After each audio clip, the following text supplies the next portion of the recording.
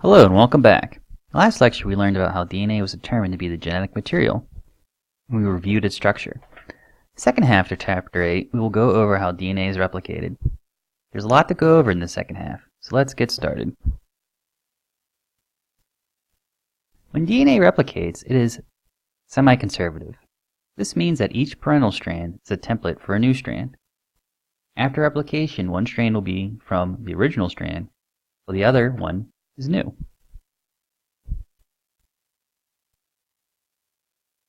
There are two general steps in DNA replication. First, the double helix is unwound, making the template strand available for base pairing. Nucleotides form base pairs with the template strand and are linked together by phosphodiester bonds. In the picture above, the template strand, or sometimes referred to as the parent strand, is blue, while the daughter strand, which is the new DNA, is red.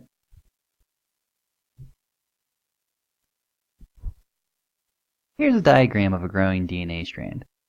The blue strand on the right is the template strand, with the pink strand on the left being the growing strand. The growing strand is receiving nucleotides that pair with the template strand. We will get to the mechanism of how this occurs in a little bit.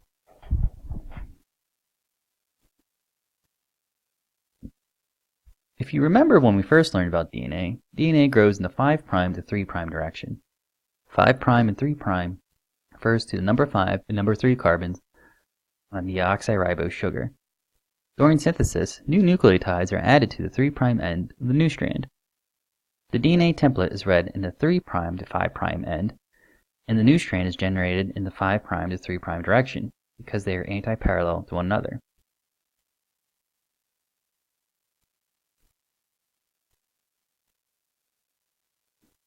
DNA is synthesized from deoxyribonucleoside triphosphates, or DNTPs for short. Sometimes they're referred to as deoxyribonucleotides. During synthesis, two phosphate groups are released from the DNTP, and the final nucleotide is a monophosphate, such as adenine, thymine, cytosine, or guanine.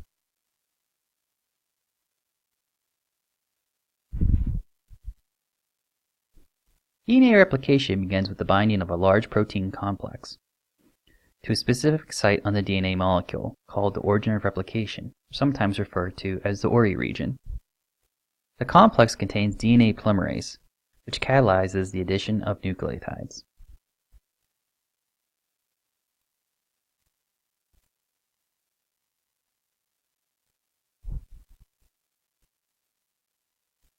In prokaryotes, the pre-replication complex binds to the origin of replication. The DNA unwinds, and the replication proceeds in two directions. The replication fork is the site where DNA unwinds. The opening of the replication fork is done by the enzyme DNA helicase.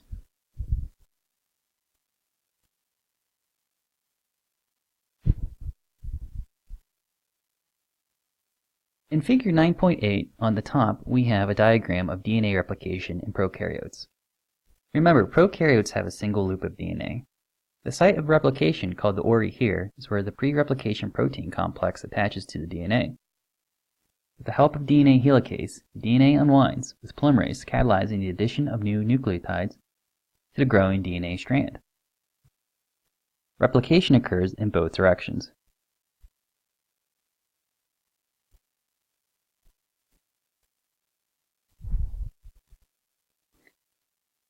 DNA replication in eukaryotes is a little more involved, as we will see in a little bit, than replication in prokaryotes. Eukaryotes' chromosomes are longer and linear, and have multiple origins of replication, which makes the process faster. DNA still unwinds at a replication fork, and it unwinds with the help of the enzyme helicase.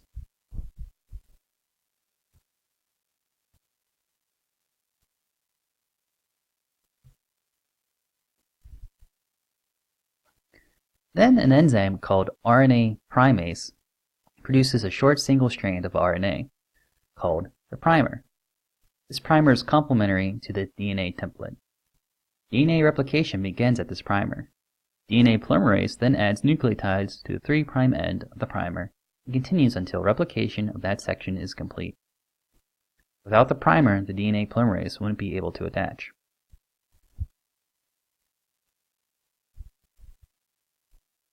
Figure 9.9 illustrates the start of DNA replication. The enzyme primase adds an RNA primer to the DNA strand. Primase leaves and DNA polymerase adds nucleotides to the 3' end of the primer, thus growing the strand.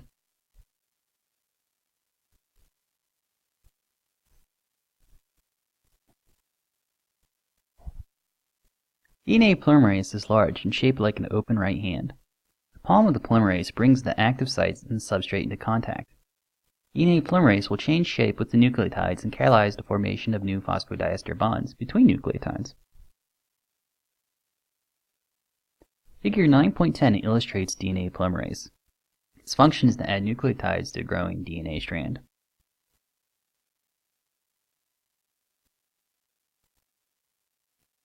In eukaryotes, the replication fork opens up in one direction.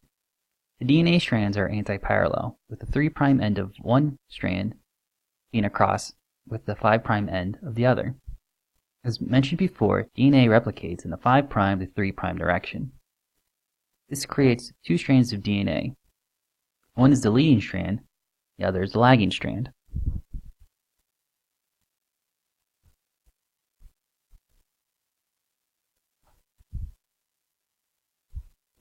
The leading strand is oriented to grow continuously at the 3' end as the fork opens.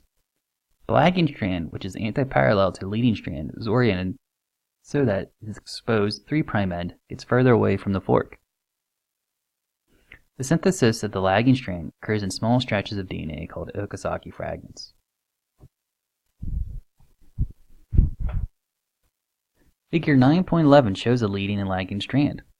Using the DNA as a template, the leading strand on the top is continuously synthesized towards the replication fork with no interruptions. The lagging strand is synthesized away from the fork in Okazaki fragments. Each fragment needs a primer of RNA. As you can see in the picture, the green strands are the primers, and those primers are put there by primase. The lagging strand takes longer and requires another DNA polymerase, unlike the leading strand, which requires one DNA polymerase and keeps on being synthesized.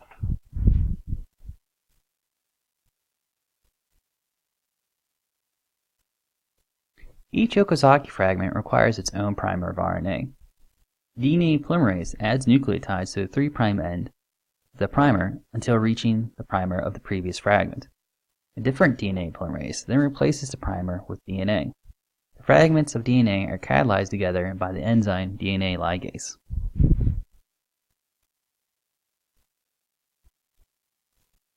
Here we have the lagging strand, illustrated in figure 9.12. The lagging strand is created because it is getting further away from the replication fork, which has the DNA polymerase. In order to get synthesis of the strand again, a new primer of RNA is needed to be set down by primase. Then DNA polymerase adds nucleotide in the 5' to 3' direction until it hits another primer.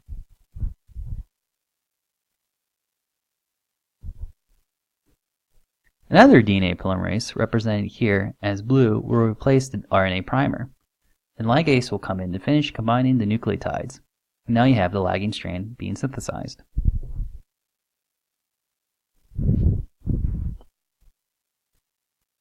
DNA polymerase works fast and makes few errors. DNA polymerase is said to be a recessive enzyme. This means that it can catalyze many reactions each time it binds to DNA, meaning that binding many nucleotides to template strand occur.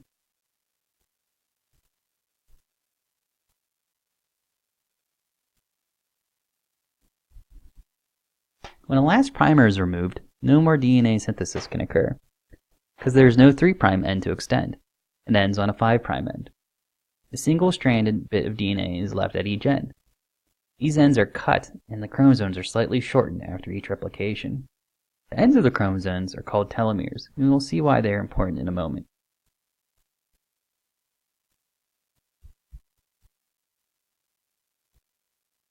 Chromosomes' ends must be protected from joining other chromosomes by the DNA repair system.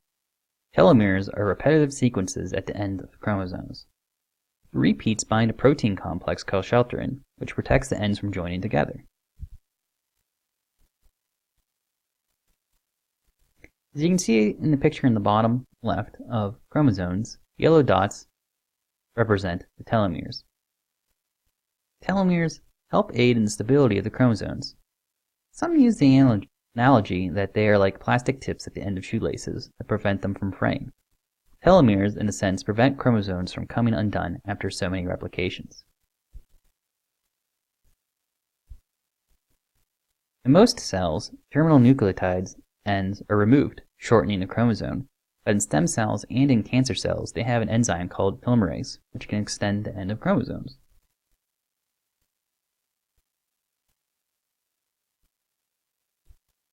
After 20 to 30 cell divisions, the chromosomes become too short and lose their integrity, which results in apoptosis. If you remember from a couple chapters ago, this is programmed cell death. Continuously dividing cells like bone marrow and gametes help maintain their telomere DNA and have the enzyme telomerase.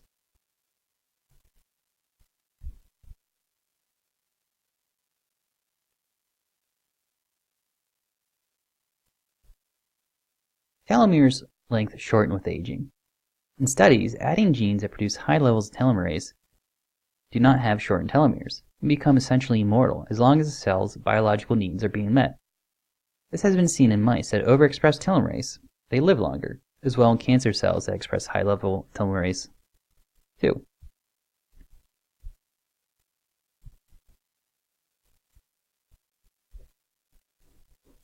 DNA polymerase can make mistakes in replication, but most errors are repaired. DNA polymerase can proofread our DNA, meaning if bases are paired incorrectly, nucleotides are removed. Also after replication, other proteins can scan the DNA sequence for mismatched bases, replace those nucleotides with correct ones, and was called mismatch repair.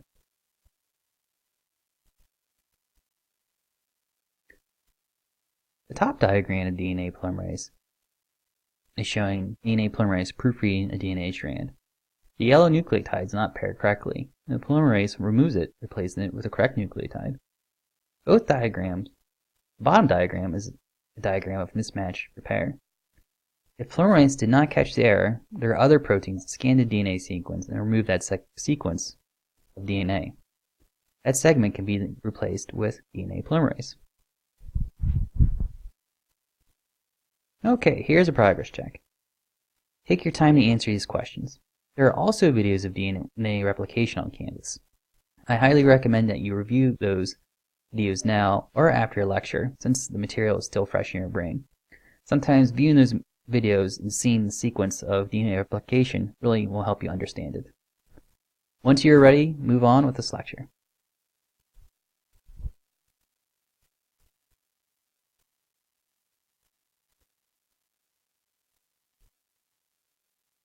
Next half of our lecture will focus on mutations and how mutations can affect our genome. As mentioned before, mutations are changes in the nucleotide sequence of DNA. They are passed on from one cell or organism to another. Mutations may occur for a variety of reasons, including replication errors that are not corrected, or in the case of the Ninja Turtles by a mutagen that was dumped on them.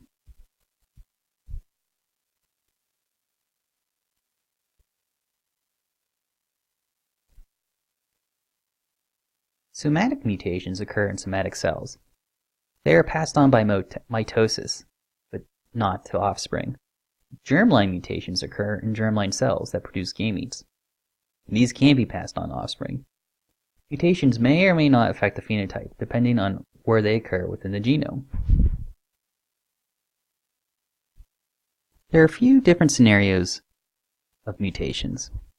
Silent mutations do not affect protein function and have no effect on the phenotype.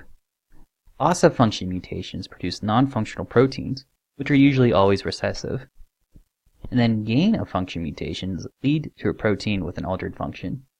These are usually dominant and common in cancer cells. They may or may not give you superpowers, like the X-Men. Most likely they won't. Top left picture is normal DNA, no mutations, and it produces a functional protein. The top right picture is a silent mutation. The mutation may occur in a region that does not code for the protein. This too can also lead to a functional protein. The bottom left is a loss-of-function protein.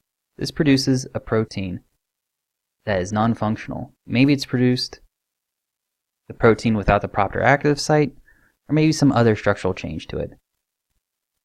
The bottom right is a gain-of-function mutation. This produces a protein with a new function that it did not previously have.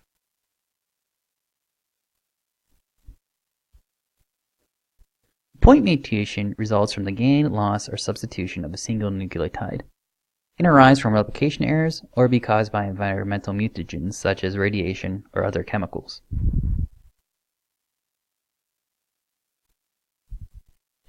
Changing one nucleotide may not seem like a lot, but point mutations may alter the amino acid sequence with drastic effects.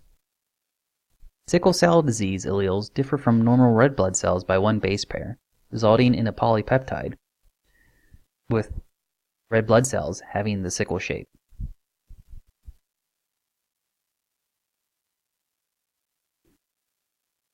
Point mutations may result in proteins that are less efficient, but maintain enough function that the phenotype is not changed.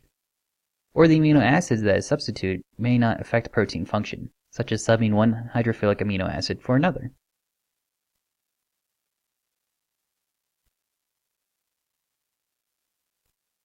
Another example of a point mutation in humans is the human gene TP53. Human gene TP53 encodes a tumor suppressor protein, P53. Protein P53 normally inhibits the cell cycle. Gain-of-function point mutation in a TP53 gene causes the protein to promote the cell cycle and prevent cell death, making it very cancerous.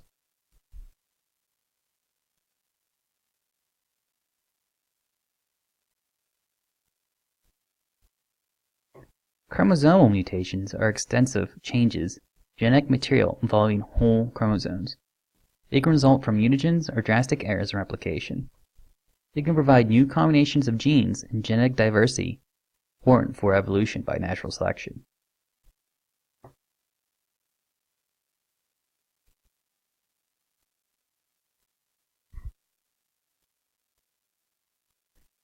There are a few chromosomal mutations that we'll go over. The first one is called deletions. This is a loss of a chromosome segment, which can have severe and fatal consequences. Duplications are when homologous chromosomes break in different places and recombine with the wrong partner. One may end up with 2 copies of the segment, while the other may have none.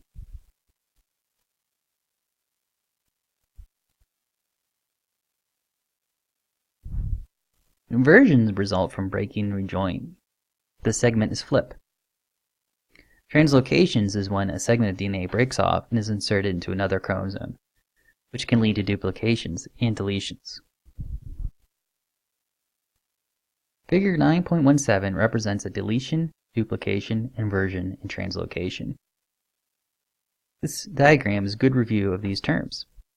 It may be a good study aid for an exam.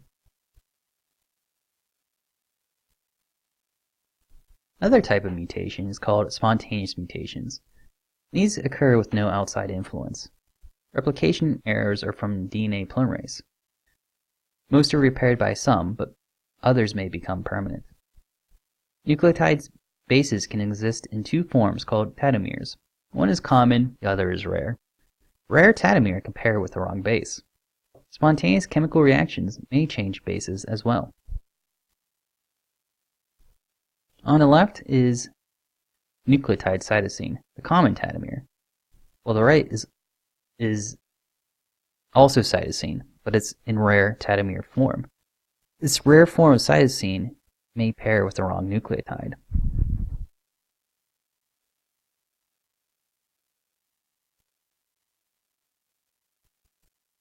Induced mutations are caused by mutagens.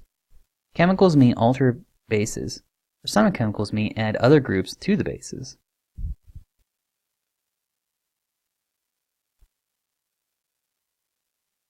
Here the nucleotide cytosine is being deanimated, making it act like a uracil. This would make it bind to thymine and not guanine.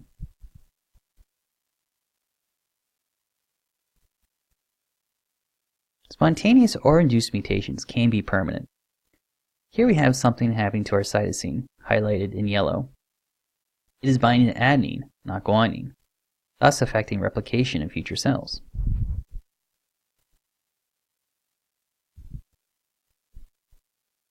Ionizing radiation, such as X-rays, can detach electrons from atoms, making them into reactive free radicals that can change bases and break sugar-phosphate bonds. UV radiation is absorbed by thymine, causing it to form covalent bonds with adjacent nucleotides, which can disrupt DNA replication.